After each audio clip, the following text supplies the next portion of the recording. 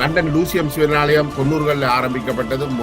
லண்டனில் ஆரம்பிக்கப்பட்ட முதல் 5 ஆலயங்களில் ஒன்றாக இருக்கின்றது. ஸ்ரீஸ்கந்தராஜா தன்னுடைய கட்டுப்பாட்டில் உள்ள ஒரு சிலரை வச்சுக்கொண்டு ஆலயத்தை நடத்துறார். ஆனா இது பொது கோயில் இல்ல, பொதுமக்கள் வந்து இதுல உறுப்பினர்களாக சேரலாம்.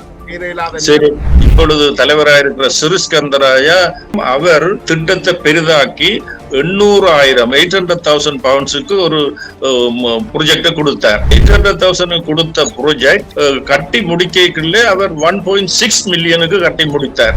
ஆலயங்கள்ல உள்ள மிகப்பெரிய சிக்கல் வந்து அவர்களுக்கு கடவுள் நம்பிக்கை இருக்குதோ இல்லையோ, ஆனால் இது ஒரு அந்தஸ்துக்காக கௌரவத்துக்காக நடத்துகிற போக்கொண்டு இருக்குது. அதுதான் லூசியம் சிவன் கோயிலையும் நடக்குது. கிட்டத்தட்ட 15 வருஷத்துக்கிட்ட அவர் தான் தலைவராக இருக்கிறார். இப்ப தலைவராக இருந்து நாங்கள் திருவாளர் அருள்தாச தலைவராக்க வேண்டும் என்று வெளிக்கிட்ட பிறகுதான் நாங்கள் 3 பேரும் வெளியில இருக்கிறோம். ஸ்கந்தராயா இப்ப அது தொடர்ந்து இருக்கிறதால அவரே எல்லாத்தையும் மனிபுலேட் பண்ணி தன்னுடைய இதுக்குள்ளேயே எல்லாத்தையும் வச்சிருக்கிறார். இப்ப உதாரணம் அருள்தாச ஸ்ரீஸ்கந்தராயா சில விதத்துல வெரைட்டி பார்த்தார். அதுக்கு அருள்தாச இடம் கொடுக்க இல்லை. அதுக்கு பிறகு ட்ரஸ்டுக்கு தெரியாமல் இவர் சொலிசிட்டர் சிதம்பரம் பிள்ளைகிட்ட போய் அட்வைஸ் எடுத்திருக்கு. நம்ம தவிர்க்க கூட ஸ்ரீஸ்கந்தராஜா முற்படையில. ஆனா இப்ப என்னன்னா 16 பேர் இருக்கிற கமிட்டியில ஏன் மற்றவர்கள் கூட இதை யோசிக்கல. பொதுவாக அன்பே சிவம் என்று சொல்றோம். ஆனா லூசியம் சிவன் கோயில்ல அந்த அன்புக்கு இடம் இருக்கிற மாதிரி தெரியலன்னா இந்த நட்படி வணக்கனர்களே, இன்று மற்றொரு கலந்துரையாடலில் நாங்கள் ஒரு புதிய விஷயம் ஒன்றை கையாள இருக்கின்றோம். இன்றைக்கு ஆலயங்கள் மிக முக்கியமான வகிபாகத்தை வகிக்கின்றது. குறிப்பாக புலம்பெயர்ந்த நாடுகளிலும் சரி, தாயத்திலும் சரி, ஆலயங்களுடைய முக்கியத்துவம் மிகவும் முக்கியமானதாக இருக்கின்றது. அதே சமயம் ஆலயங்கள் மிகவும் சர்ச்சைக்குள்ளாகவும் மாறி வருகின்றது. அதிலும் குறிப்பாக லண்டன் லூசியம் சிவன் ஆலயம் தொடர்பான பல்வேறு விமர்சனங்கள் வந்து கொண்டிருக்கின்றது. அது தொடர்பாக அதன் ஆலயத்தின் ஆரம்ப கர்த்தாக்கள் ஆன என் சச்சிதானந்தன், விஸ்வலிங்கம் கணேசமூர்த்தி, பிள்ளைநாதன் அருள்தாஸ் ஆகியோருடன் நாங்கள் இன்று உரையாட இருக்கின்றோம். உங்கள் அனைவரையும் வரவேற்றுக் கொண்டு இந்த உரையாடலுக்கு செல்கின்றேன். வணக்கம். வணக்கம் ஜெயபாலன். வணக்கம். நினைக்கிறேன் இந்த கேள்வியை நான் இதுல ஆரம்ப கர்த்தாவான சச்சிதானந்தத்தோடு ஆரம்பிக்கலாம்னு நினைக்கிறேன். லண்டன்ல இன்றைக்கு 40க்கும் மேற்பட்ட ஆலயங்கள் இருக்கின்றது.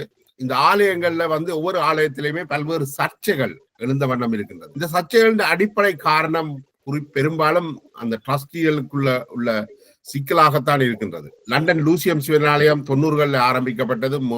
லண்டனில் ஆரம்பிக்கப்பட்ட முதல் 5 ஆலயங்களில் ஒன்றாக இருக்கின்றது. ஆனா அந்த ஆலயத்துல இவ்வளவு கட்டுமானங்கள் மேற்கொள்ளப்பட்டிருக்குது. ஆனா அந்த கட்டிடங்கள் அந்த நிலம் கூட ஆலயத்துக்கு சொந்தம் இல்லை. இது ஒரு மிக திட்டமிடப்படாத செயல்களால மக்களுடைய அன்பளிப்புகள், பணங்கள் விரியமாக்கப்படுது என்ற ஒரு எண்ணப்பாடு இருக்கேன்னா இதை பற்றி நான் ஏற்கனவே எழுதியும் இருக்கின்றேன். அதாவது ஆலயத்துடைய காணியை வாங்காமல் ஆலயத்தை மிக பெரிதாக கட்டப்பட்டிருக்குது. அது ஒரு அமைப்பு வடிவத்திலேயும் இந்த ஆலயம் இல்லை. இதை பற்றி உங்களுடைய அபிப்பிராயம் என்ன? நீங்கள் ஒரு ஆலயத்தினுடைய ஆரம்ப கர்த்தா, என்ன நடந்தது? அது வணக்கம். நான் சிவனை முதலில் வணங்கி கொண்டு என்னுடைய குறிப்புகளை சொல்ல விரும்புகின்றேன். கோவிலை நாங்கள் 93ஆம் ஆண்டு லீ பகுதியில உள்ள ஒரு சமூக நிலையத்துல ஆரம்பித்தாங்கள். அப்பொழுது நாங்கள் 9 அறங்காவலர்கள் இருந்தனாங்கள். பிறகு படிப்படியாக அறங்காவலர்களை நாங்கள் அதிகரித்து கொண்டு வந்தாங்கள். அதுக்கு முன்னுக்கு 3-4 மாதம் தான் அந்த கம்யூனிட்டி சென்டர்ல நாங்கள் இந்த கோவிலை ஞாயிற்றுக்கிழமை மாத்திரம் அந்த பூசைகளை நடத்தி வந்தாங்கள்.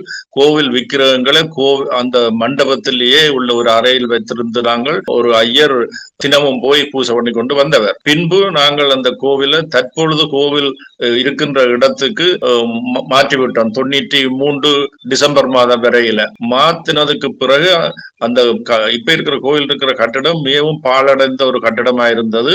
அதை திருத்தித்தான் நாங்கள் அதுக்குள்ள பூசைகளை அபிஷேகங்களை நடத்தி கொண்டு வந்தாங்க. அந்த கோவில் இருந்த கட்டடம் குளிராகவும் நல்ல நிலைமையிலும் இல்லாத காரணத்தினால் அதை சீரமைக்க வேண்டும் என்று விரும்பி நான் ஒரு திட்டத்தை அறங்காவலர் சபையை கொடுத்திருந்தேன். அது ஒரு 200,000 பவுண்ட்ஸ் வரையில அந்த மொத்த செலவு. இந்தியாவில இருந்து ஒரு ஸ்தபதியை அழைத்து 200,000க்கு அந்த கோவிலை கட்டுற ஒரு திட்டத்தை கொடுத்தது. காரணம், காணி சொந்தமா இல்ல, காணி அந்த கோவில் உரிமையாளரும் காணி விற்கிறதுக்கு தயார் இல்லை. இந்த நிலையில் ஒரு கோவிலை சீரமைக்கிறதுக்கு 200,000 பவுண்ட்ஸோட ஒரு திட்டத்தை கொடுத்தது. பிறகு மெல்ல மெல்லமாக அந்த திட்டத்தை இப்பொழுது தலைவராக இருக்கிற சிறிஸ்கந்தராயா அவருடைய கையுக்கு போயிட்டது. அந்த பொறுப்பு போனதுக்கு அப்புறம் அவர் திட்டத்தை பெரிதாக்கி 800,000 பவுண்ட்ஸுக்கு ஒரு ப்ரொஜெக்ட கொடுத்தார். அரங்காவலர்களும் அவர் சொன்ன இதை ஏற்றுக்கொண்டார்கள். 800,000 கொடுத்த ப்ரொஜெக்ட் கட்டி முடிக்கல அவர் 1.6 மில்லியனுக்கு கட்டி முடித்தார். அப்போ அவர் விட்டக்குள்ள சொந்தமில்லாத காணி அவர் ஒரிஜினலா போட்ட எஸ்டிமேட் பார்க்க கூட, ஆனா இதுகள் எல்லாத்தையும் சரியான முறையில் சேரிட்டி கமிஷன்ல இருந்து கூட அவர் அனுமதி எடுக்கவில்லை. வருடம் கணக்குகளை அனுப்புவார்கள் அனுவல் அக்கவுண்ட்ஸுக்கு. ஆனா இவ்வளவு 1.6 மில்லியனுக்கு கட்டிடம் போட போறாருன்றதை சேரிட்டி கமிஷனர்ல இருந்து அனுமதி பெறவில்லை. ஆலய கட்டிடம் இருக்கின்ற காணி அதனுடைய குத்தகை முடிவுக்கு வருது நினைக்கிறேன் அண்மையில். அப்ப இந்த காணியை அவர்கள் விற்கிறதுக்கு உடன்பட்டு விட்டார்களா? ஒரு சந்தர்ப்பத்திலும் அவர்கள் விற்கிறதுக்கு உடன்படவில்லை. அவர்கள் லீஸ் தான். அது நான் நினைக்கிறேன் கணேசமூர்த்திக்கு அருள்தாஸ் ஞாபகம் இருந்தா சொல்லுங்க, 15 வருஷம் லீஸா இருக்கணும் கடைசியா கொடுத்தது. இல்லாட்டா 2 வருஷமும் வரையில 4 வருஷத்துக்கு ஒருக்கா அந்த லீஸ் குத்தகை புதுப்பிக்கப்படும். அருள்தாஸ் அல்லது கணேசமூர்த்தி, உங்களுக்கு தெரியுமா அந்த லீஸ் குத்தகை எவ்வளவு காலத்துக்கு இருக்கு? என்னன்னா ஒவ்வொரு 10 வருஷம் ரினியூவல் லீஸ் தான் அது. இப்ப கடைசி அதன்றைக்கு 12 வருஷம் இருந்த அந்த 2 வருஷம் இருந்தா 12 வருஷமாக ரினியூ பண்ணிருந்தது. அதுக்கு பிறகு நாங்கள் இஞ்சால நாங்கள் வெளியில என்னுடைய அறிவுக்கு ஒவ்வொரு 10 வருஷமும் ரினியூ பண்ணினோம். அப்ப நினைக்கிறேன் அந்த நிலத்தினுடைய உரிமையாளராக இருந்த பெண்மணி வயதானவர் அவர் இல்லாமல் போகும் பொழுது என்ன நடக்கும் என்றதும் கொஞ்சம் சிக்கலானதுதானே. அது அவ பிள்ளைகளுக்கு அவ எழுதி கொடுப்பான்னுதான் நான் அறிய வகையில அந்த ப்ராப்பர்ட்டி அந்த காணி அவருக்கு கோவில் மாத்திரமில்லை, அதுக்கு பக்கத்துல வேற காணிகளும் இருக்குது. அதனுடைய அது பிள்ளைகளுக்கு தான் கொடுப்பான்றது நான் நினைக்கிறேன். சிவன் கோயில் இருக்கின்ற அந்த பகுதி மிக ஜன நெருக்கடியானது, ஒரு நகரத்தின் மையம் மாதிரி இருக்குது. அது பொது சரியான அமைவிடமும் இல்லை. ஏன்னா உங்களுக்கு வேற காணிகளையும் அருகில வாங்குறதுக்கு வசதியும் இல்லை நினைக்கிறேன். இல்ல, எங்களுக்கு பக்கத்துல உள்ள ஒரு காணி, இப்ப சிவன் நிலையமாக இருக்கிற காணி நாங்கள் அது 95 வரையில வாங்கிட்டோம். அது கோவிலின் பெயரிலேயே நாங்கள் வாங்கிட்டோம். ஒரு பாலடைஞ்ச கட்டடமா இருந்து நாங்கள் அதை 95ஆம் ஆண்டுல 140,000 பவுனுக்கு நாங்கள் அதை கொள்வனவு செய்து விட்டோம். இப்பொழுது அதுதான் கல்யாண மண்டபமாகவும் பள்ளிக்கூட வகுப்புகள் நடக்கிற மாதிரியான பாவனைக்கு உள்ளது. சிறிஸ்கந்தராஜா நினைக்கிறேன் ஒரு 10 ஆண்டுகளுக்கு ஆக இது தலைவராக இருக்கின்றார் நினைக்கிறேன். இந்த ஆலயங்கள்ல உள்ள மிகப்பெரிய சிக்கல் அவர்களுக்கு கடவுள் நம்பிக்கை இருக்குதோ இல்லையோ, ஆனால் இது ஒரு அந்தஸ்துக்காக கௌரவத்துக்காக நடத்துகிற போக்கொண்டு இருக்குது. அதுதான் லூசியம் சிவன் கோயிலையும் நடக்குது. அது உண்மைதான், கௌரவத்துக்காகத்தான். ஏனென்றால் இப்ப கிட்டத்தட்ட 15 வருஷத்துக்கிட்ட அவர் தான் தலைவராக இருக்கிறார். இப்ப தலைவராக இருந்து நாங்கள் திருவாளர் அருள்தாச தலைவராக்க வேண்டும் என்று வெளிக்கிட்ட பிறகுதான் நாங்கள் 3 பேரும் வெளியில இருக்கிறோம். அதுவரையில ஸ்மூத்தாக இயங்கி கொண்டிருந்தது. அப்ப நாங்களும் வெளியில பப்ளிக்கு ஒரு கணக்கு கொடுக்க வேண்டும். பப்ளிக்கும் எங்களை கேள்வி கேட்க துவங்கிட்டார்கள். ஒரு ஆள் தானே தலைவரா இருக்குன்னு. இப்ப நான் ஒரு ஆட்சிய கோயில் தேர்வு போய்க்குள்ள என்ன ஒருவர் பேசுறேன், ஏன் ஸ்ரீஸ்கந்தராயா கூட உங்களுக்கு வேற ஒரு தலைவர் கிடைக்க இல்லையா, என்ன அதுக்கு முன்னாடி நீதானே பின்னால தெரியாட்ட என்ன பேசுறேன். அதான் நானும் இன்றைக்கு வெளியேற்றப்பட்டு விட்டோம். நீங்கள் இருவரும், நீங்கள் 3 பேர் வெளியேற்றப்பட்டு நான் நினைக்கிறேன். 3 பேரும் வெளியேற்றப்பட்டீர்கள். இதுல என்னன்னு சொன்னா 3 பேரும் இந்த முறை மாற்றத்தை கொண்டரோன்னு வெளிக்கிட்டபடியால் நாங்கள் 3 பேரும் வெளியில விடப்பட்டோம். எத்தனையாம் ஆண்டு உங்களுக்கு எதிரான உங்களுக்கு எதிரான இந்த செயற்பாடு நடந்தது? 2021. 2021 நடந்த பிறகு, அதுக்கு பிறகு கோயில் சட்ட சிக்கலையும் எதிர்கொண்டது. நீங்கள் கோயிலுக்கு எதிராக சட்ட நடவடிக்கையிலையும் இறங்கி இருந்தீங்க. அருள்தாஸ், இந்த சட்ட நடவடிக்கையினுடைய செலவுகளை யார் செலுத்தினது? நாங்கள் இதுவரை சேரிட்டி கமிஷனுக்கும் ஹைகோர்ட்டுக்கும் எகெயின்ஸ்ட் இதா 26,000 பவுண்ட்ஸ் எங்கெண்ட பணத்தை ஆல்ரெடி செலவழித்திட்டோம். அவையில் ட்ரஸ்ட்ல இருக்கிற ஃபண்டை எடுத்து எடுத்துத்தான் கோயில் ஃபண்டால தான் அவியல் செலவழிக்கணும். எங்களுக்கு இதுக்கு மேல போறதுக்கு கொஞ்சம் கஷ்டமா இருக்குது. ஆனால் நாங்க ஹைகோர்ட்ல ஜட்ஜ் சொல்லிட்டார், அவருக்கு எல்லாம் விளங்கி இதுல அவ்வளவு பிரச்சனைகள் ஒன்றும் இல்ல, இத கதைச்சு சுகமா கொண்டு போக சொல்லித்தான் சொல்லி இருக்குது. ஆனால் அதுக்கு மற்ற ட்ரஸ்டீஸுக்கு ஓரளவுக்கு இப்ப விளங்குது என்றால் ஸ்ரீஸ்கந்தராயா இப்ப அது தொடர்ந்து இருக்கிறதால அவரே எல்லாத்தையும் மனிபுலேட் பண்ணி தன்னுடைய இதுக்குள்ளேயே எல்லாத்தையும் வச்சிருக்கிறாரு. இப்ப உதாரணத்துக்கு ஐயமார எடுக்கிறதோ அல்லது கவுன்சிலோட கதைச்சதோ எல்லா இதுகளையும் தன்னுடைய சொந்த வேலை செய்யற ஆபீஸ்லயும் வீட்டிலையும் தான் வச்சிருக்கிறார், கோயில்ல இல்ல. அப்ப அதால மற்ற ட்ரஸ்டீஸுக்கு அதுகளை பற்றி ஒன்றும் தெரியாது. நாங்கள் ஆரம்பத்துல துவங்கினபடியால் எங்களுக்கு ஓரளவுக்கு இன் அண்ட் அவுட் தெரியும். அத நான் ஸ்ரீஸ்கந்தராயா இப்படியே தொடர்ந்து போறது எனக்கு முதலாவதாக அவ்வளவு சந்தோஷத்தை காட்டியல. அப்ப இதுல ஒரு மாற்றம் ஒன்று வர வேணும்ன்றதுக்காகத்தான் முயற்சி எடுத்து நாங்கள் அந்த நேரத்துல என்னைய தெரிவு செய்யறதுக்கு எனக்கு கூடுன சப்போர்ட் இருந்தது. ஸ்ரீஸ்கந்தராயாவுக்கு தெரிஞ்சபடியால் அவர் ஏஜிஎம் கோல் பண்ணினா பிறகும் கூட அதை திருப்பி வேற டேட்டுக்கு கண்டு எங்களுக்கு எகெயின்ஸ்டா அலிகேஷனை கொண்டது தான் வாரத்துக்காக. நாங்கள் வேறு யாரும் வரக்கூடாதுக்காக எத்தனையோ வருடங்களுக்கு பிறகு நடந்ததை அது எங்களுக்கு அது ஒரு பிழையாவோ அதாவோ தெரியல. அப்படியான ஒரு இதுல தான் போய்கொண்டிருந்தது.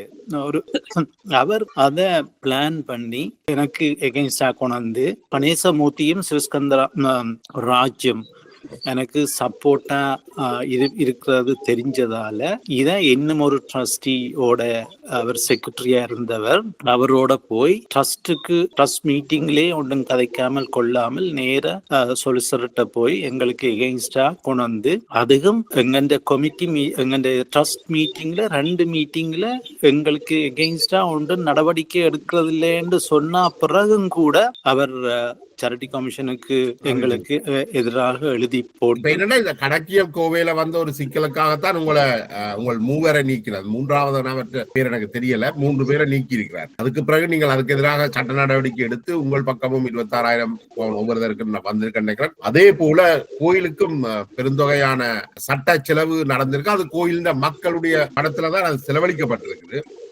இதை தவிர்க்க கூட ஸ்ரீஸ்கந்தராஜா முற்படையில. ஆனா இப்ப என்னன்னா 16 பேர் இருக்கிற கமிட்டியில ஏன் மற்றவர்கள் கூட இதை யோசிக்கல? ஒரு சில குறிப்பான செய்தி என்னென்று சொன்னால், இவர் 2018ஆம் ஆண்டு ஒரு புத்தகம் ஒன்று வெளியிட்டவர். அந்த புத்தகத்துல வெளியிட்டுள்ள ட்ரஸ்டுக்கு தெரியாமத்தான் ட்ரஸ்டின் டிராயிங்ஸ் வரவு செலவுகள் எல்லாத்தையும் போட்டு புத்தகம் ஒன்று போட்டவர் தானே எல்லாம் செய்து முடிச்சது.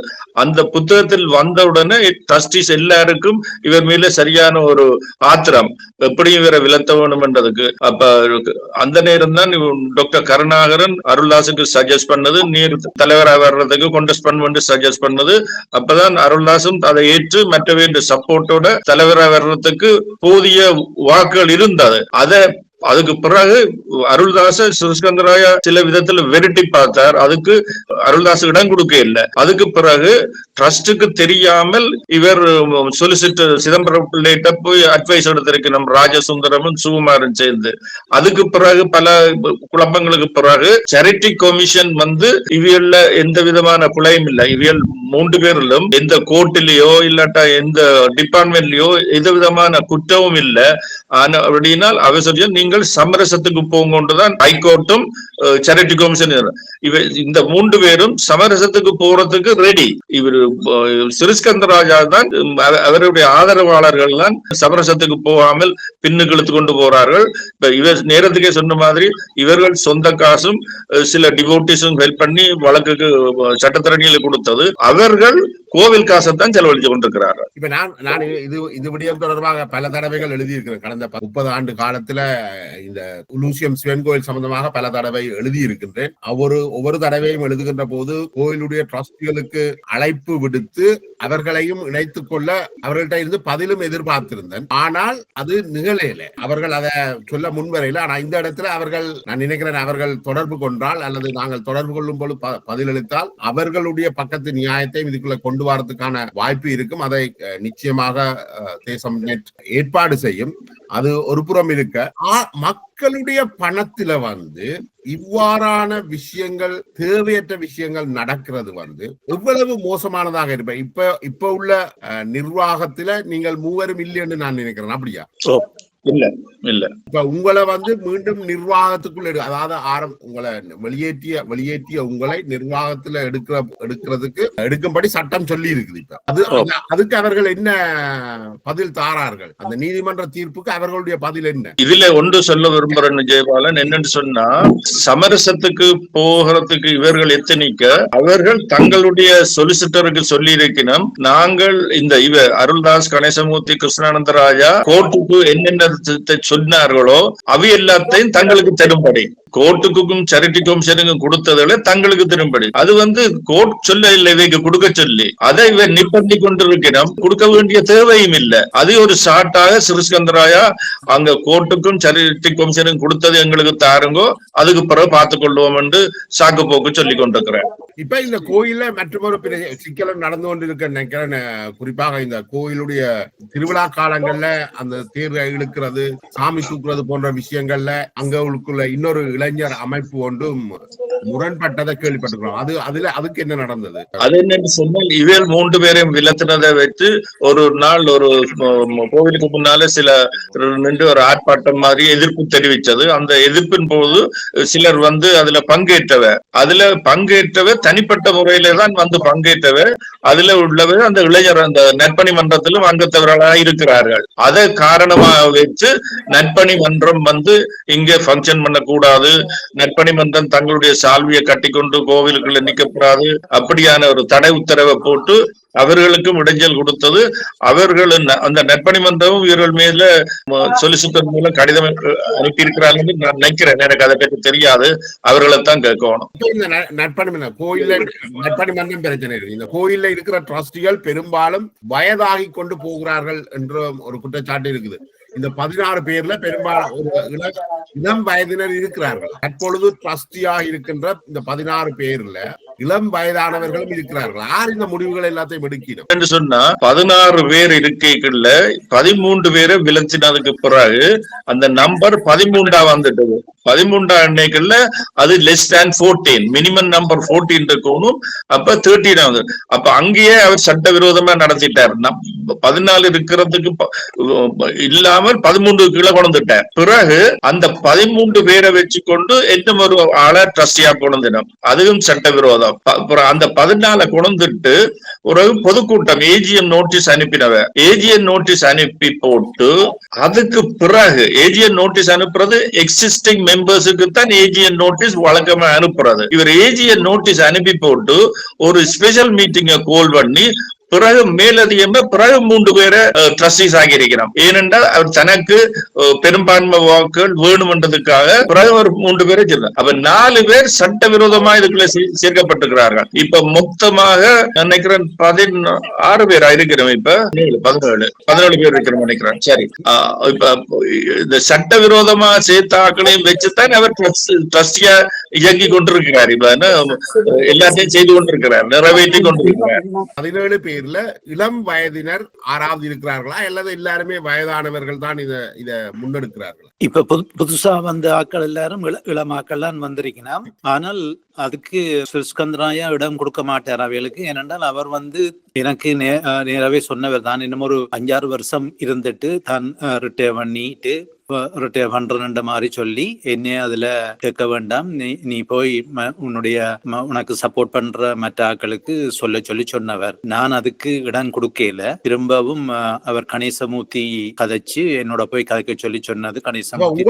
பேரையும் அவர் கேட்டுக்கிறார், தன்னை தொடர்ச்சியாக இந்த நிர்வாகத்துல வச்சிருக்க சொல்லி உங்களை போட்டு போட வேண்டாம். என்ன எனக்கு பர்சனலா கூப்பிட்டு அவற்ற ஒரு கெட்டுத்தனம் தனித்தனியா ஆக்களை கூப்பிட்டு கதைப்பார். அப்படித்தான் என்ன கூப்பிட்டு கதைச்சு தண்டவர். கதைக்கும் பொழுது தான் இன்னும் ஒரு 4-5 வருஷம் இருந்துட்டு ரிட்டையர் பண்றேன், என்ன கேட்க வேண்டாம், எனக்கு எனக்கு சப்போர்ட் பண்றாங்கள்ட்ட நீ இப்போ சொல்லு, நான் கேட்கலன்னு சொல்லி சொன்னவர். அதுக்கு நான் இடம் கொடுக்காத பட்சத்துல பேருந்து கணேசமூர்த்தியை அப்ரோச் பண்ணி, கணேசமூர்த்தி அப்ப அவரோட கொஞ்சம் நெருக்கமா இருந்தவர். கிருஷ்ணானந்தராயாவும் கணேசமூர்த்தியும் தான் கூடுதலா நெருக்கமா இருந்தவர். என்றால் நான் அவரை அந்த புத்தக வெளியீட்டுக்கு பிறகு அவர் எங்க நிற்கிறார், அவற்றை எய்ம் என்னன்றதை அறிஞ்சிட்டேன்.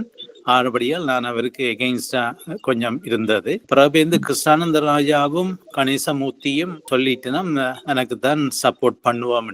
அப்ப அவர் அந்த இதை வச்சுக்கொண்டு இந்த 3 பேரையும் தன்னை கட்டுத்தனத்தை பாவித்து எங்களை வெளியால விட்டுட்டார். இதுதான் அந்த உண்மையா நடந்த இது. பிறகு அதுக்கு பிறகு வெவ்வேறு மாற்றங்கள், வெவ்வேறு இதுகள் வந்தது. புதுசா வந்த ட்ரஸ்டீஸுக்கு மற்ற நாங்கள் 3 பேரும் தான் கூடுதலா அங்க டெம்பிள்ல டெய்லி போய் ஆரம்பத்தில இருந்து தண்டாக்கள். மற்ற அதிகமான ட்ரஸ்டீஸுக்கு அப்ப என்ன கோயில்ல நடக்கிறதே வடிவா தெரியாது. அப்ப அந்த இது ஸ்ரீஸ்கந்தராயாவுக்கு ஒரு சப்போர்ட்டா போயிட்டுது. பிறகு எங்க ப்ராப்ளம் வந்த உடனே எங்களுக்கு எகெயின்ஸ்டான அலிகேஷன்களை ஒவ்வொருத்தரா கூப்பிட்டு சொல்லித்தான் இப்படியான ஒரு சிச்சுவேஷனுக்கு வந்தது. அப்படி வந்தும் சேரிட்டி கமிஷனுக்கு எழுதி ட்ரஸ்ட்ல 2 ட்ரஸ்ட் மீட்டிங்லேயே எங்களுக்கு எதிராக ஒரு நடவடிக்கை எடுக்க வேண்டாம் என்று சொன்னதுக்கு பிறகும் ஒரு மனிதன் செய்யறத பற்றி உங்களுக்கு விளங்க வேணும். பொதுவாக அன்பே சிவம் என்று சொல்றோம். ஆனா லூசியம் சிவன் கோயில்ல அந்த அன்புக்கு இடம் இருக்கிற மாதிரி தெரியலன்னா, இந்த நட்பணி மன்றத்துல வந்த இளைஞர்கள் பெரும்பாலும் அது இளையவர்கள் நினைக்கும், அவர்கள் பணி செய்யறத கூட தடுத்திருக்கணும். உண்மையிலேயே ஆலயத்துக்கு இன்றைக்கு இளம் சமூகம் வாரது சரியான குறைவு. அப்படி வாரவர்களையும் இப்படி செய்யறதன் மூலம் அது ஒரு பெரிய சிக்கலை எல்லாம் கொண்டு வரும். நட்பணி மன்றத்துல இருக்கிறவையல் எல்லாம் யங்ஸ்டர்ஸ் தான். அவியல் ஆன்மீகத்தோட கொஞ்சம் ஈடுபாடு உள்ளவியல். அவியல் தான் எல்லா கோயில்ல சுவாமி ஆவறதோ, கோயில துப்புரவாக்குறதோ எல்லாம் அந்த காலங்கள்ல சுகமா போய்கொண்டிருந்தது. பிறகு ஸ்ரீஸ்கந்தராஜா இன்னும் அவருக்கு சப்போர்ட்டான ஆக்கள் அவியல் அவியலுக்கும் கோயிலுக்கும் முதல் தொடர்புகள் இருக்கையில அவியல் வெவ்வேறு இயக்கங்கள்ல இருந்து வந்தாக்கள் அவைகளை அப்ரோச் பண்ணி பேர்ந்து அவர் ஒரு தொண்டர் படையை உருவாக்கி இவைகளுக்கு எதிராக எங்களுக்கும் எதிராக கொண்டு வந்து கோயில்ல முக்கியமான நேரங்கள்ல அவைகளோட நின்று நடத்தினவர் ஸ்ரீஸ்கந்தராஜா. இதை நாங்கள் எல்லாம் எங்க கண்ணால பார்க்கக்கூடியதா இருந்தது. அது ஒரு சரியான தவறு என்று நான் இதுல சொல்ல விரும்புறேன். இப்ப உண்மையிலேயே இந்த கோயில் நிர்வாகம் பொதுவாக ஒரு சிக்கல் இல்லாமல் நடக்க வேண்டும் என்றதுதான் மக்களுடைய விருப்பமாக இருக்கும். சச்சிதானந்தன் அவர்கள் அங்க நிறைய புரொட்டஸ்டுகள் செய்திருக்கிறார், உண்ணாவிரதங்கள் செய்திருக்கின்றார். அதே மாதிரி நீங்களும் எதிர்ப்புகளை தெரிவிச்சிருக்கிறீர்கள். இவர்கள் எல்லாருமே அந்த ஆலயத்துடைய ட்ரஸ்டிகள் எல்லாருமே உங்களுடைய நண்பர்களாகவும் இருந்திருக்கிறோம். ஏன் உங்களால ஒரு சமரசனத்துக்கு வர முடியல? நாங்கள் ரெடியா இருக்கிறோம், ஆனால் அவியல் அதுக்கு ரெடியா இல்லை. ஏனென்றால் நாங்கள் வந்தாண்டால் நாங்கள் எங்க இதன்படி நடப்போம், அவியலுக்கு எங்கே இதா நடப்போம் என்ற ஒரு எண்ணமோ இன்னும் தெரியல. நாங்கள் அப்படியான எங்களுக்கு அப்படியான அட்டிடியூட் எங்களுக்கு இல்லை. ஈவன் கணேசமூர்த்தி ஆரம்பிக்கும் பொழுது கோயிலில்லா ஊரில் குடியிருக்க கூடாது என்று அவர் நச்சு இந்த கோயில் இதுல வராட்டிக்கு அவர் லூசியத்தை விட்டு வெளியால போறதுக்கும் அந்த நேரங்கள்ல தயாரா இருந்தவர். அப்படி கொத்தவரை கூட வெளியால விட்டிருக்கிறது பெரும் மனவருத்தத்துக்கு உள்ளதா இருக்கிறது. தற்காப்பு கலை வகுப்புகள் அங்க நடந்து கொண்டிருந்த ஆலயத்துல நடக்குதுன்னு நினைக்கிறேன் நீண்ட காலமாக. அதுல பெரும்பாலும் இளைஞர்கள் தான் பங்கு பெற்றுகிறார்கள். அவர்கள் தமிழ் வகுப்புகளை நடத்துறதுக்கு முற்பட்டதாகவும் நீங்கள் அதற்கு எதிர்ப்பு தெரிவித்ததாகவும் சில குற்றச்சாட்டுகள் இருக்குது. இல்ல இது கோவில் கோவில் இப்ப யோகாசனம், சமய பாடங்கள், கலாச்சார பாடம், தமிழோட பண்பாட்டோட உள்ளதுகள் தான். இது லெஷர் சென்டர் மாதிரி நாங்கள் கோவிலை நடத்துறதுக்கு வழிக்கிட இல்லை. அவே இந்த கராட்டே வகுப்புகளை கொண்டு வந்தது. அந்த பிள்ளைகளின் இன்ட்ரெஸ்டையே வேற பக்கத்துக்கு திருப்புறதுக்கு எனக்கு விருப்பம் இல்லை. ஆனா அதுக்கு இடம் கொடுத்து இப்பவும் நடந்து கொண்டுதான் இருக்கு. அந்த பிள்ளைகளை தமிழ் படிக்க கொண்டு வர்றது, சமயம் படிக்க கொண்டு வர்றது, யோகாசனம் இதுன்றதுக்கு எவ்வளவோ கஷ்டம். அந்த எங்கட நாட்டுல இல்லாட்டா லூஷன் பகுதியில எங்கட சமூகத்துக்கு கிடைக்க முடியாததை செய்யறதுக்கு தான் நாங்கள் இதெல்லாம் ஆரம்பிச்சதை ஒழிய கராட்டே வகுப்புகள் இங்கேயும் நடக்கும், பள்ளிக்கூடத்துல நடக்கும், லெசன் சென்டர்ல நடக்கும். ஆகவே அவர்களுக்கு அந்த முக்கியத்துவம் எது என்று தெரியாம நடத்துறது கவலைக்குரியது. அதுதானே தவிர நாங்கள் ஒரு பாடசாலையை 35 வருஷமா ஞாயிற்றுக்கிழமையில் நடத்தி கொண்டு எந்த விதமான குறைபாடு குற்றங்கள் ஒருவரும் சொல்லவில்லை. பிள்ளைகளோ ஆசிரியர்களோ ஒற்றுமையா ஒன்றா நடக்கிறதுக்கு போட்டியா நடக்க வேண்டிய தேவையும் இல்லை தானே. ஒற்றுமைக்கு ஏற்ற வகையில பள்ளிக்கூடத்தை நடத்தி கொண்டிருக்கோம். அதுக்கு குந்தகம் விளைவிக்கிறது அவைகளுடைய நான் இல்லை. இதை ஆரம்பிச்சு பள்ளிக்கூடத்தை எதிர்நேக்குள்ள சரி, கோவிலை எதிர்நேக்குள்ள சரி, தங்களுடைய நேரத்தையும் பொருளுதவியும் தர்றதுக்கு பலர் முன்வரவில்லை. ஆகவே இவர்கள் இதையும் சொல்லி போட்டு போகலாம். சமூகத்துக்கு தேவையானவையத்தான் நான் அன்று தொட்டு இன்று வரைக்கும் நான் செய்து கொண்டு வரேன். பரதநாட்டிய கலை மற்றும் கலைகள் போல தற்காப்பு கலை என்றது அது இளைஞர்களை கவர்கிற ஒரு விஷயமாக இருக்குது. அதுக்கு உங்களுக்கு மாறுபட்ட அபிப்பிராயம் இருக்கலாம். ஆனா அதை தடுத்து நிறுத்தணும் என்ற எண்ணம் உங்கள்கிட்ட இப்பவும் இருக்கா? என்ன பொறுத்தளவில் கோவில் வழியா லண்டன்ல உள்ள இல்லாட்ட பிரித்தானில உள்ள இந்த கோவில்லையும் கராட்டே வகுப்புகள் நடத்துறது இல்லை. அது தற்பாதுகாப்பு, அதுக்கு எத்தனையோ இடங்கள் இருக்கு.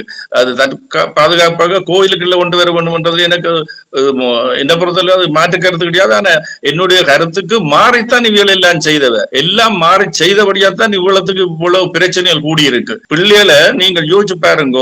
எங்கட சமூகம், எங்கட கலாச்சாரம், மொழி என்றதை பழகிறத விட்டு போட்டு பள்ளிக்கூடத்துல பழகக்கூடியது, லெசன் சென்டர் பழகக்கூடியது என்ன தேவை இருக்கு இங்க பழக்க வேணும் என்று பழகுது ஏவாளன். அவர்கள் தமிழையும் படிப்பிக்கிறார்கள் நினைக்கிறேன். அப்படியா? இல்ல இல்ல இல்ல இல்ல இல்ல இல்ல இல்ல. என்ன நடந்தது? தமிழ் பள்ளி அங்க நடக்கிற இல்லையா? நீங்கள் குறிப்பிட்ட அந்த தமிழ் பள்ளி இல்ல ஞாயிற்றுக்கிழமை பள்ளிக்கூடம் நாங்கள் ஒன்று நடத்தி கொண்டு வந்தது. இவர் 10-15 வருஷத்துக்கு முன்னுக்கு என்மையில என்னுடைய பள்ளிக்கூடத்தை நிப்பாட்ட வேணும் என்ற நோக்கமோ என்னவோ தெரியல. கோவில் சனிக்கிழமையிலேயும் ஒரு பள்ளிக்கூடத்தை நடத்தி அந்த சிவன் வளாகத்துல 2 பள்ளிக்கூடம் நடக்குது. ஒன்று சைவத்தமிழ் லூஷன் சைவத்தமிழ் பாடசாலை என்றது, மற்றது சிவங்கோவில் பாடசாலை 2 நடந்து கொண்டு வருது. இப்ப அது பிரச்சனை இல்ல. இந்த பிரச்சனைகளை கூட்டுறது சிறுஸ்கந்தராஜா இவியலை விலத்துறதுக்கு முன்னுக்கு நான் 2-3 செய்திகளை சொல்றேன். இப்ப கிருஷ்ணானந்த ராஜா இங்க இல்ல, ஏஜிஎம் நோட்டீஸ் அனுப்பியாச்சு, அவர் இந்த நாட்டில இல்ல, அவர் இலங்கையில நின்றவர், அவர் வர்றதுக்காக மீட்டிங்கை போஸ்ட்போன் பண்ணி நடத்தினவர். அப்படி அவர் மீது அதீத நம்பிக்கை வச்சிருந்தவர். இவர் ஒரு புத்தகம் வெளியிடும் பொழுது கிட்டத்தட்ட கிருஷ்ணானந்த ராஜா பற்றிய எல்லா பொறுப்பையும் கொடுத்து மண்டப ஒழுங்குகள், சாப்பாடு, அப்படி எல்லா கிருஷ்ணானந்த ராஜா ஊற்றுக்கிழமைக்கு மேல் அதுக்காக பாடுபட்டவர். அப்படி பாடுபட்டவரை கூட தனக்கு ஆதரவு இல்லாமல் அருள்தாஸுக்கு ஆதரவை கொடுக்கிறார் என்ற உடனே அவர் மேல எல்லா பழியையும் போட்டாச்சு. மற்றது கணேசமூர்த்தி அவர் புத்தகம் அச்சுல வெளியிடக்குள்ள அவருக்கு ஒன்றும் தெரியாது. அச்சு வரப்புறத்துக்கு முன்னுக்கு கொஞ்ச நாளைக்கு முன்னுக்கு அவரையும் எழுதி தர சொல்லி அவரும் சிறுஸ்கந்தராயனுடைய விருப்பத்துக்கு ஏற்ற மாதிரி எழுதி கொடுத்தவர். அதுவும் அந்த புத்தகத்துல இருக்கு. அது மாத்திரமில்லை, அந்த புத்தகம் வெளியீடு செய்து கணேசமூர்த்தி மேடையில் ஏறி அதை ஆதரித்து பேசினவர். அப்ப இதுல எல்லாத்தையும் மறந்து, அது மாத்திரமில்லை, அருள்தாஸ் பொருளாளரா இருந்தவர். இவர் சொல்ற பிள்ளைகள் எல்லாத்தையும் சொல்ற காலத்துல திருத்தாமல் பிறகு அருள்தாச பொருளாளராக இருந்தவரை செயலாளராக பதவி உயர்வு கொடுத்திருக்கிறார். அதெல்லாம் தனக்கு ஏற்ற மாதிரி செய்யக்குள்ள சரி. அருள்தாஸ் பெட்டிகுலோவுக்கு போய்க்குள்ள அங்க பெரிய பிரமாண்டமான வரவேற்பு.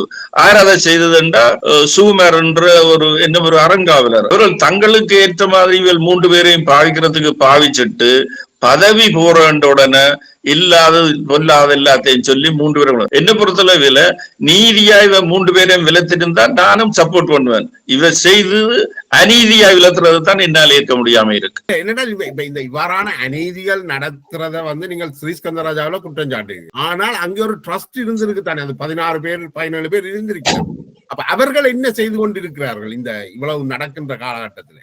நீங்க கேட்ட கேள்வி நான் சரியான கேள்வி. என்னன்னு சொன்னா, இந்த 3 பெண் அறங்காவலர்கள் கூட இவர்கள் மேல எந்த எதிர் நடவடிக்கையும் எடுக்கிறது இல்லைன்னு ஆரம்பத்துல சொன்னவர். பிறகு ராஜசுந்தரம் ஒரு வகையில டாக்டர் கருணாகரனை கன்வின்ஸ் பண்ணியிருக்க வேணும். டாக்டர் கருணாகரன் மற்ற 2 லேடிஸ் ட்ரஸ்டீஸை கன்வின்ஸ் பண்ணியிருக்கணும். இவர்களுக்கு ஆதரவா இருந்த 3-4 பேரை அவர்கள் திருப்பி போட்டார்கள். அதுதான் இன்று வரைக்கும் நடக்குது. திரும்பினவே பதவிக்காக ஆசைப்பட்டு இவைக்கு எதிராக நிற்கிறவர். நீங்க சொல்றது சரி, அவர் கண்ட்ரோல் எடுத்துட்டார். இதுல அச்சலா கங்காவரன் என்ற உதவி பொருளாளராக இருந்தது. கிட்டத்தட்ட 10 வருஷம் 69,950 பவுன் பல வகையிலும் கோயிலுக்கு நிலுவையாக இருந்தது. அவ உதவி பொருளாளராக இருந்தவர் அதுகளெல்லாம் சரி பண்ண இல்லை. அப்ப பிறகு நான் அதை வெளியில இருந்து எழுதி கேட்ட பிறகு அந்த நிலுவைகளை சேர்க்க தொடங்கினேன். ஆனால் இன்னும் சில பேருக்கு அந்த நிலுவைகள் பணம் வாங்கவில்லை. அந்த விவரங்களை மருத்துவர் நவரத்னம் அவர்கள் அந்த டீடைல்ஸ் கேட்டது, ஆர்ட்ட இருந்து வந்தது, இன்னும் ஆர்ட்ட வேற இருக்கு, அது கொடுக்கவில்லை. வச்சலாக அவரும் கொடுக்கவில்லை, மற்றவையும் கொடுக்க இல்லை. அப்ப ஒன்னும் செய்ய முடியாத நிலவரம் என்ன? ஒரு ட்ரஸ்டி மற்ற ட்ரஸ்டி கேட்கிற விவரத்தை கொடுக்க மறக்கின்றா. நிர்வாகத்துல இருக்கிறவர்களே இந்த பணங்களை செலுத்தாமல், அவர்கள் செலுத்த வேண்டிய பணங்கள் செலுத்தப்படாம நிலுவையில நிக்குது. ஆலயம் ஒரு சிட்டுகளுக்கு இருந்தும் அவர்கள் அதை செய்யல. அதே நேரம் ஆலயம் வழக்கு என்று சொல்லி இழுபட்டு அதுல ஆயிரக்கணக்கில் செலவழிக்கிறார். அந்த ஆலயத்தில் ஒருவர் சில ஆண்டுகளுக்கு முதல் ஒரு ஐயர் ஒருவர் தூக்கு போட்டு தற்கொலை செய்து கொண்டிருக்கிறார். முதல் கட்டத்தில் ஆலயத்தினுடைய இன்னும் ஒரு ஐயர் பாலியல் துஷ்பிரயோகம் செய்ததாக குற்றம் சாட்டப்பட்டிருந்தார். இதுகளுக்கெல்லாம் என்ன நடந்தது? இந்த இதுகள் சம்பந்தமான ஆய்வுகள் ஏதாவது செய்யப்பட்டதா? இதுக்கான காரணங்கள், இது திருப்பியும் இதே நிகழ்வுகள் நடக்காம இருக்கிறதுக்கான ஏற்பாடுகள் ஏதாவது செய்யப்பட்டிருக்கா? எனக்கு அது மேலதிகமா ஒன்றும் சொல்றதுக்கு இல்லை. அதுக்குள்ள கொஞ்சம் மூடி மறைப்பு இருந்திருக்கு. பற்றி நான் என்னட்ட ஆதாரங்கள் இல்லை. ஆனா அதை பற்றி அவர் தற்கொலை செய்து கொண்டார் என்றது உறுதிப்படுத்தப்பட்டிருக்கு, போஸ்ட்மார்ட்டம் ரிப்போர்ட்லயும் உறுதிப்படுத்தப்பட்டிருக்குது. ஆனால் இது இவ்வாறான தவறுகள் ஏன் அது நடந்தது என்றது சம்பந்தமா ஆலயம் எதையும் குறிப்பிட்டதாக எனக்கு தெரியல. பாலியல் துஷ்பிரயோகம் குற்றச்சாட்டு சுமத்தப்பட்ட அவருக்கு என்ன நடந்தது? பிறகு அவர் நாட்டை விட்டு போயிட்டார், அவரும் போயிட்டார். அப்ப இவ்வாறான செயற்பாடுகள் நடக்காத வரைக்கும் ஏதாவது நடவடிக்கை எடுக்கப்பட்டிருக்கு ஆலயத்துல? இப்ப நாங்கள் வெளியால வந்துட்டோம் தானே, அந்த இதுகளோட நாங்கள் வெளியால வந்துட்டோம். அங்க உள் இதுகள் எங்களுக்கு தெரியாது, எங்களுக்கு சொல்லவும் மாட்டினோம். அப்படியான ஒரு ப்ரிகாஷன் எடுத்த மாதிரி எங்களுக்கு என்னுடைய அறிவுக்கு தெரியல.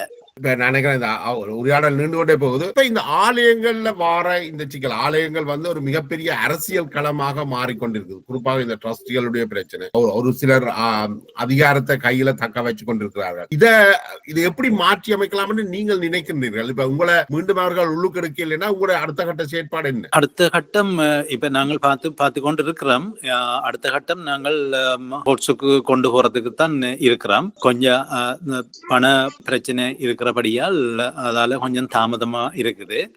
இப்ப நீங்க மீடியா அப்படியான உங்களது வழியான ஆட்கள் ஏதாவது இதுக்கு சொல்யூஷன் கண்டுபிடிச்சு ஒரு நெகோசியேஷனுக்கு வந்தால் எங்கெந்த பணங்களை வீணா செலவழிக்காமல் நாங்கள் பணத்தை செலவழிக்க அவையிலும் இல்லோ கோயில் மக்களின் பணத்தை செலவழிக்கணும். இதுகள் எல்லாம் ஒரு நல்ல ஒரு ஆரோக்கியமான சமுதாயமோ ஒரு ஆரோக்கியமான விஷயம் அல்ல. ஆனபடியால் எங்களுக்கு அடுத்த கட்டம் வந்து நாங்கள் கோர்ட்ஸுக்கு கொண்டு போறதுக்கு தான் நான் பர்சனலா மனதில் நினைத்து கொண்டிருக்கிறேன். இந்த ஆலயத்தின் ட்ரஸ்டின் உயர் எண்ணிக்கை வந்து 42 இருக்கு நினைக்கிறேன். 32 வரைக்கும் சேர்க்கலாம். எஸ், 32. கிட்டத்தட்ட அது அரவாசியத்தான் இப்ப வரைக்கும் வச்சு கொண்டிருக்கிறார்கள். ஏன் என்ன இவர்கள் வயதாகி கொண்டு போறார்? பெரும்பாலானவர்களோட நான் கதைச்ச அளவுல ஒரு சிலரோட நான் இது தொடர்பாக கதைச்சிருக்கிறேன். அவர்கள் கடந்து இருக்கின்றார்கள் அல்லது 80ஐயும் தாண்டி இருக்கிறார்கள். அவர்களால செயற்படவே முடியவில்லை. ஆனால் அப்படி இருந்தும் இவர்கள் புதியவர்களை உள்வாங்கி ஆலயத்தை விரிவுபடுத்த தயங்குறது வந்து தன்னுடைய அதிகாரத்தை வச்சிருக்கிறேன்னு நீங்க சொல்றீங்க, அப்படியா? அது உண்மை, முழுக்க உண்மை. நீங்கள் முதற்கட்ட கேள்விக்கு இவ 3 பேரோடும் ஒரு சமரசத்துக்கு பொது மேடையில வந்து போறது நல்ல, காசு செலவழிக்காமல் டோனர்ஸோ எல்லாரையும் சேர்த்து ஒரு பொது மேடையில இருந்து 2 பக்கத்தையும் கேட்டு ஒரு முடிவுக்கு வரலாம். அதே நேரத்துல ஈலிங் ஆர்ச்வே மற்ற கோவில் மாதிரி பொதுமக்கள் எல்லாரும் அங்கத்தவர்களா வரக்கூடிய அளவில் யாப்ப மாற்றி பொதுமக்கள் காலத்துக்கு காலம் 2 வருஷத்துக்கு ஒருக்காவோ 1 வருஷத்துக்கு ஒருக்காவோ தேர்தல் நடத்தி அட்மினிஸ்ட்ரேஷன் நடத்துறதுதான் நல்லதா இருக்கும். இல்லை என்றால் ஸ்ரீஸ்கந்தராய போன வேறு ஆக்களும் வந்தா இந்த கோவில் அதிகாரத்தை கைப்பற்றி கொண்டு தமிழுக்கோ சமயத்துக்கோ ஒரு விதமான முன்னேற்றம் இருக்காது என்றதான் என்னுடைய அபிப்பிராயம். இப்ப இது ஸ்ரீஸ்கந்தராஜா தன்னுடைய கட்டுப்பாட்டுல உள்ள ஒரு சிலரை வச்சுக்கொண்டு ஆலயத்தை நடத்துறார். ஆனா இது பொது கோயில் இல்ல, பொதுமக்கள் வந்து இதுல உறுப்பினர்களாக சேரையில்லாத பொதுமக்கள் வந்து கும்பிடலாமே தவிர மற்றபடி அவைக்கு வந்து அதிகாரம் ஒன்றுமே கிடையாது. அதிகாரம் எல்லாத்தையும் சிவஸ்கந்தராயாவே வச்சிருக்கிறார். அந்த 14 மினிமம் ஆக்களை வச்சு அவர் தான் அந்த 14 பேரையும் வச்சுட்டு அவர் பொது கோயில் என்று சொல்றாரு ஒழிய, ஆனால் அது பொது கோயிலா நடக்கிறதல்ல. ஸ்ரீஸ்கந்தராஜா எங்கள் மூவரிலையும் நடவடிக்கை எடுக்க வெளிக்கிட்டு கடிதங்கள் எல்லாம் போட்டு சேரிட்டி கமிஷனும் சொன்னது, நீங்கள் ஒரு மீடியேஷனுக்கு போங்கோண்டு, அல்லாட்டிக்கு எங்கள குற்றவாளியா இருந்தா நீங்க போலீஸுக்கு போங்கோண்டு. போலீஸுக்கும் போக இல்ல, மீடியேஷனுக்கு சிவயோகம் சிவருணமையா இருக்கிற அவர் டிரைவ் பண்ணினவர் இதை நெகோசியேட் பண்ணி ஒரு அமைதியா செய்வோம். அதுக்கு ராஜசுந்தரம் தொடுவிலும் மாட்டேன்னுட்டுது. ஸ்ரீஸ்கந்தராஜா அவங்களெல்லாம் செய்ய மாட்டேன்றாங்க, அவர் செய்ய முடியான்னு சொல்லி போட்டுனான். அதுக்கு பிறகுதான் நாங்கள் இந்த சட்ட நடவடிக்கை என்றதுக்கு வெளிக்கிட்டுறாங்க. அது அப்படி கன விஷயங்கள் இருக்கு. அது மட்டும் இல்ல, எங்களை குற்றவாளி ஆக்குறதுக்காக ஒரு ரகசிய மீட்டிங்க வச்சிருக்கோம். 20 பேரை தங்களுக்குள்ள ஜூம்ல எங்களை பற்றி இல்லாத எல்லாத்தையும் சொல்லி அவங்களுக்கு பிரைன் வாஷ் பண்ணி ஒரு பேட் சிச்சுவேஷன் உண்டாக்கி விட்டாங்க. உண்டாக்கி போட்டு உண்மையா நேர்மையானவங்கண்டா எங்களையும் கூப்பிட்டு வச்சு மேசையில இருந்து கதைச்சிருக்கணும், சொல்லி இருக்கணும். ஏனென்றா ஸ்ரீஸ்கந்தர் கட்டித்தரம் என்னண்டா, ஒவ்வொரு தடவை தனித்தனியா கூப்பிட்டு கம்பெனி இப்படி செய்யறாடா, இவங்களெல்லாம் கோயில கொண்டு போறாங்க வீட்டு, அப்படி ஒரு இமேஜை உருவாக்கித்தான் எங்களுக்கு எதிராக எங்களோட 2 ஆட்கள் எல்லாரையும் நாங்க கொண்டு வந்து சேர்த்தாக்கள் எல்லாரையும் மாத்தினவங்க. பேருந்து இப்ப இடையில இப்ப ஒரு கொஞ்சம் சில ட்ரஸ்டேஸ் முயற்சி எடுத்த கொண்டரும் நாங்க இன்னும் எவ்வளவு காலம் இருக்க போறோம், எல்லாரும் உண்டா ஒற்றுமையா நடத்துவோம் என்று சொல்லி சில ட்ரஸ்டீஸ் முயற்சி எடுத்தவ ஸ்ரீஸ்கந்தரா தொடுவிலும் மாட்டேன்ட்டு இன்றைக்கு அந்த ட்ரஸ்டீஸ் தங்களோட பதவியில இருந்து தூக்கி எறியப்படுவார்கள். இன்றைக்கு நடக்கிற மீட்டிங்ல இங்க இருந்து பாருங்க, நடக்கிற கூட்டத்துல அவர் திருப்பியும் தலைவராக உறுதிப்படுத்தப்படுவார். அப்படியா? உறுதிப்படுத்தப்பட்டு இப்ப பொருளாளரா இருக்கிறா, திரும்பவும் பொருளாளர் தான் வருகிறா. அதே மாதிரி எல்லாம் உறுதிப்படுத்தியாச்சு. ஒன்று குறிப்பு முக்கியமா சொல்றேன், ஆடிட்டரா ஒரு 15 வருஷம் இருந்த ஒரு ஆங்கிலேயர் ரிசைன் பண்ணி போட்டு போயிட்டார். ஏனென்று சொன்னால், இந்த பிரச்சனையில் வந்த பொழுது நாங்கள் இந்த காசுகள் என்ன மாதிரி செலவழிக்கிறோம் அவருக்கு விளங்கப்படுத்தின உடனே அவர் சொன்னார், தான் கொஞ்சம் ஸ்ட்ரிக்டா இருந்திருக்கணும், நான் விட்டுட்டேன் எனக்கு சொல்லி போட்டு பிறகு ரிசைன் பண்ணி போட்டு போட்டார். ஏன்னா அவ்வளவுக்கு சுத்தமா விசா இல்லாத ஆக்களுக்கு, பாஸ்போர்ட் இல்லாத ஆக்கள், இந்த இன்சூரன்ஸ் இல்லாத ஆக்களுக்கு எல்லாம் வேலை கொடுத்தவர். அப்புறம் அந்த வேலைக்கு கொடுத்த சம்பளத்தை வேலை செய்யற ஐயர்மார்கிட்ட பேரோல்ல போட்டுட்டு அவ செக்க மாத்தின பிறகு ஐயர்மார் தான் அந்த அன்ஆத்தரைஸ்ட் ஆக்களுக்கு சம்பளம் கொடுக்கிறார். அப்படி பலவிதமான குழப்பங்களை செய்திருக்கிறார் ஸ்ரீஸ்கந்தராயா. மற்றது ஆடிட்டரோட கதைக்கிறது அவர் தான், இவியல் ஒருத்தரும் கதைக்கவே இல்லை, இவ கையெழுத்து போடுறது கொள்றதே ஒழிய ஆடிட்டரோ கவர்மெண்ட் டிபார்ட்மெண்டோ என்ன எல்லா கண்ட்ரோலுமே அவருக்குள்ளதான். கடைசியான ஒரு வார்த்தை, அருள்தாஸுக்கோ கணேசமூர்த்திக்கோ கிருஷ்ணந்தராயாக்கு இமெயில் ஏதேனும் மெசேஜ் போடுறதா இருந்தா போட்டுட்டு கீழே ஸ்ரீ அண்ணே என்று போடுவார். ஆபிஷியலா ட்ரஸ்டி இல்ல ஸ்ரீ, அவ்வளவுக்கு சகோதர பாசங்கள் மாதிரி நடந்துகிறவர். இப்ப கடைசியாக எல்லாம் தூக்கி எறிஞ்சு போட்டார். நினைக்கிறேன் இந்த புள்ளியோட நாங்க இந்த நேர்காண நிறைவுக்கு கொண்டு வரலாம் நினைக்கிறேன். இந்த நேரத்துக்கு நன்றி மூவரும். மிக்க நன்றி ஜெயபாலன். கொண்டு வரதுக்கு மிக்க நன்றி. அவையும் எங்களையும் வச்சு கதைக்கிறதுக்கு ஒழுங்கு செய்தாலும் சந்தோஷம் எங்களுக்கு. நிச்சயமா அதுக்கான அழைப்பை நாங்கள் இந்த தளத்திலையும் பெறுறோம். ஸ்ரீஸ்கந்தராஜா வருவாராக இருந்தால் நீங்கள் யாராவது ஒருவர் நேரடியாக வந்து அவரை சந்திக்கவும் தயாரா இருக்கிறீர்கள். அப்படியா? ஆமா. நன்றி, வணக்கம். நன்றி தேசம் ஜெயபாலன் அவர்களுக்கு. நன்றி ஜெயபாலன்.